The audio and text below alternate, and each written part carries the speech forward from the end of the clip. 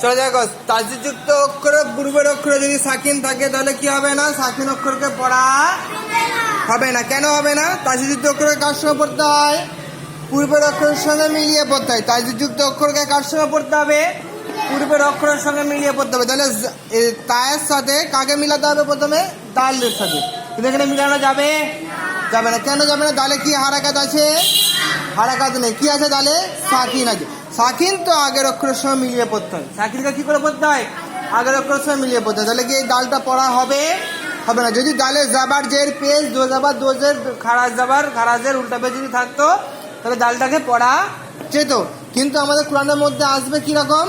এরকম ভাবে দাল সাকিন আসবে, তা মুসাদ্দাদ আসবে। তাহলে কি দালটাকে পড়া যাবে? যাবে না। কেন যাবে না?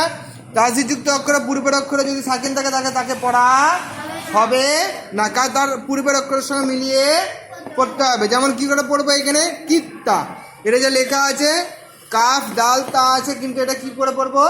কিত্তা। কি করে পড়বো বলো? বুঝতে পেরেছো? দালটা পড়া হবে না, কিন্তু এটা লেখা থাকবে। এটা লেখা থাকবে কিন্তু আমার এটা পড়া হবে না। দেখো এখানে আছে ইজ্জা, এই জালে কি আছে? সাকিন আছে। হামজায় কি আছে? হামজায় জের আছে। জেরকে কি বলবো? যে অক্ষরের উপরে থাকবে তাকে কি বলবো? জের যুক্ত অক্ষরে কি বলবো? মুতাহারিক বলবো। জালে কি আছে? সাকিন। জয়ে কি আছে? মুসাদ্দাদ। তাহলে মুসাদ্দাদ অক্ষরকে কার সঙ্গে পড়তে হয়? আগের অক্ষরের সঙ্গে মিলিয়ে পড়তে হয়, আর একবার নিজে নিজে পড়তে হয়। তাহলে জয়ের সঙ্গে কাকে মিলাবো? জালের সঙ্গে মিলাবো। তো জালে কি আছে?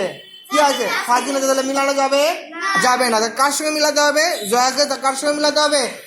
হামদার সাথে মিলাতে হবে। জকে কার সঙ্গে মিলাবো? হামদার সাথে মিলাবো। তাহলে ইজ্জ হবে। এখানে কি হবে? ইজ্জ। এই জালটা পড়া যাবে না। ইজ্জ কি হবে বলো? ইজ্জ। ঠিক সেরকমই লামে কে আছে? সাকিন আছে। সাকিন অক্ষরের পরে কে আছে? তাসদিদযুক্ত অক্ষর আছে। তাসদিদযুক্ত অক্ষরে পূর্বের অক্ষরে কে আছে?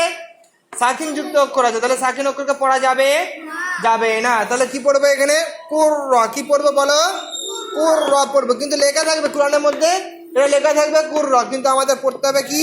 এটা কুর। কি পড়তে হবে বলো? কুর। জাদ্দু হবে। এটা কি হবে? জাদ্দু। এখানে জালে কে আছে? সাকিন আছে। জালে কে আছে? সাকিন আছে, কিন্তু সাকিন অক্ষরকে পড়া যাবে না। কেন? এইটা কেন পড়া যাবে না? যদি তাসদিদটা না থাকতো তাহলে কি সাকিন অক্ষরটা পড়া যেত, কিন্তু কি তাসদিদ আসার কারণে সাকিন অক্ষরকে পড়া হবে না।